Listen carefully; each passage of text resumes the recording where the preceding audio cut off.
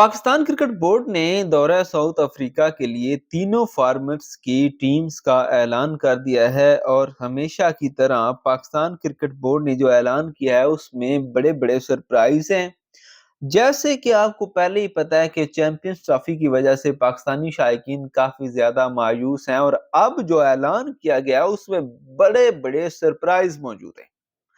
آپ کو سب سے بڑا جو جھٹکا لگے گا، پاکستانی شائقین کے جو دل ٹوٹیں گے، وہ یہ خبر سن کے ٹوٹیں گے کہ تینوں فارمیٹس میں سے کسی بھی فارمیٹ میں T20 ہو یا ون ڈے، فخر زمان کو سلیکٹ نہیں کیا گیا۔ فخر زمان کو باہر کر دیا گیا، اور اس حوالے سے یہ بھی آپ کو بتا دیں کہ فخر زمان نے باقاعدہ معافی بھی مانگی تھی اور یہاں سے معاملات طے بھی کیے تھے، اور یہ بھی کہا جا رہا ہے کہ عاقب جاوید نے بھی ان کو ایڈوکیٹ کیا تھا کہ ان کو سلیکٹ کیا جائے، لیکن سلیکشن کمیٹی جو ہے وہ نہیں مانی اور انہوں نے ان کو سلیکٹ نہیں کیا۔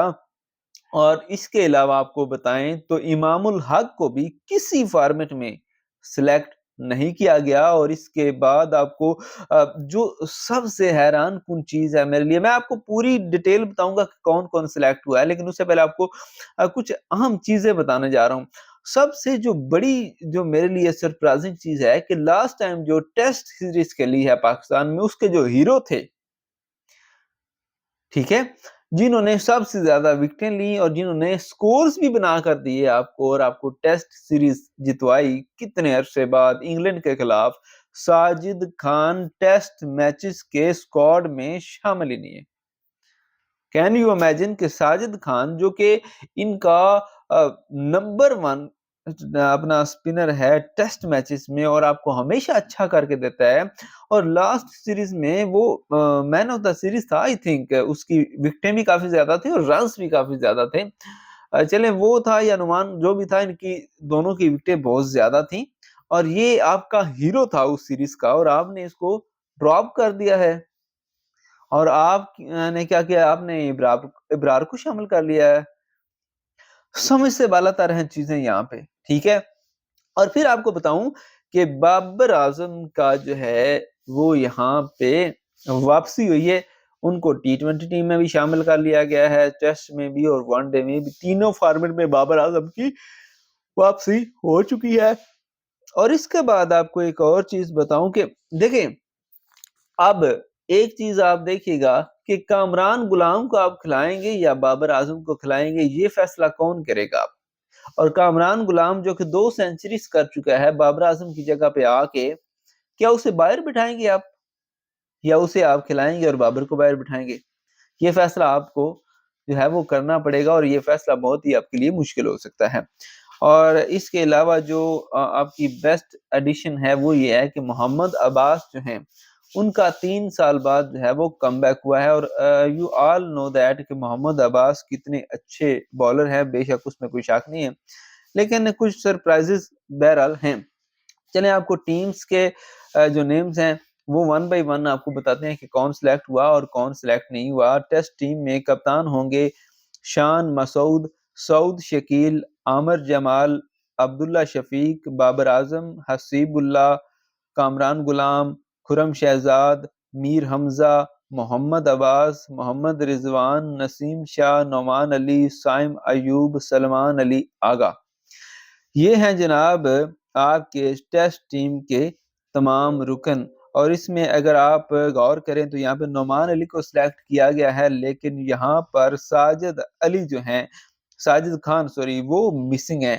تو یہاں پہ بابر اعظم کی واپسی ہوئی ہے، محمد عباس کی واپسی ہوئی ہے، اور میر حمزہ بھی یہاں پہ شامل ہیں۔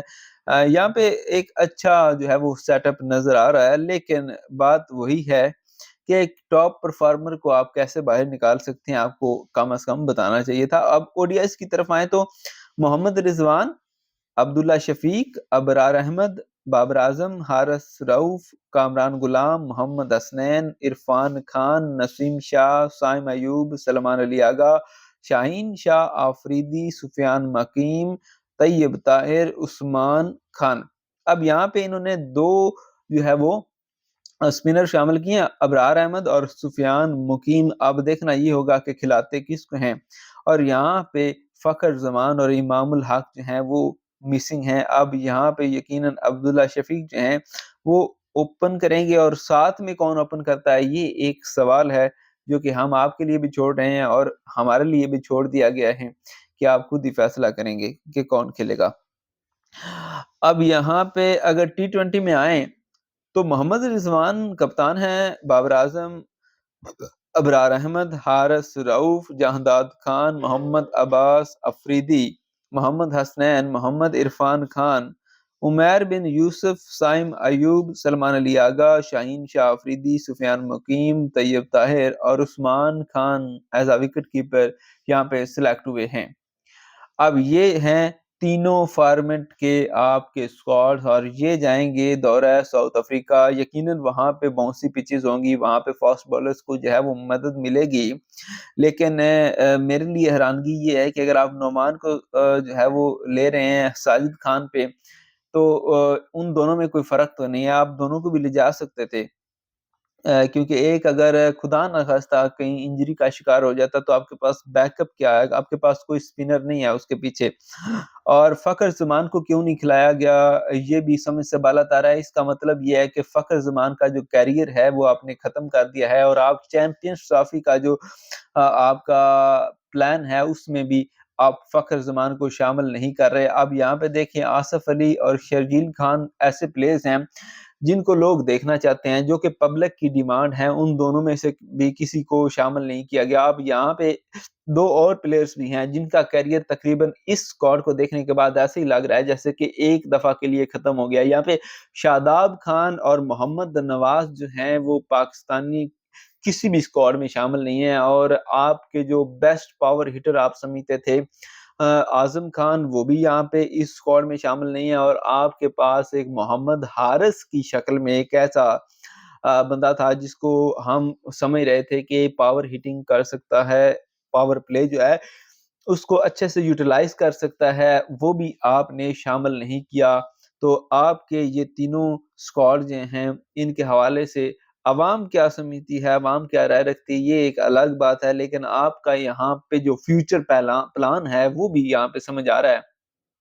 خیر باقی ساری چیزیں تو الگ ہیں، باقی ہر چیز کو جسٹیفائی کیا جا سکتا ہے، لیکن میرے خیال سے فخر زمان اور ساجد خان کو کیسے جسٹیفائی کریں گے مجھے سمجھ نہیں آ رہی. آپ لوگ کیا سمجھتے ہیں؟ کیا ساجد خان اور فخر زمان کو پاکستان کے دونوں سکواڈز او ڈی آئی اور T20 میں ہونا چاہیے تھا یا نہیں ہونا چاہیے تھا؟ کیا انہیں چیمپئنز ٹرافی میں آنا ہے یا نہیں آنا ہے؟ آپ نے اپنی رائے کا اظہار کمنٹ سیکشن میں لازمی کرنا ہے. ویڈیو کو لائک اور شیئر کیجیے گا، چینل کو سبسکرائب کیجیے گا. خدا حافظ.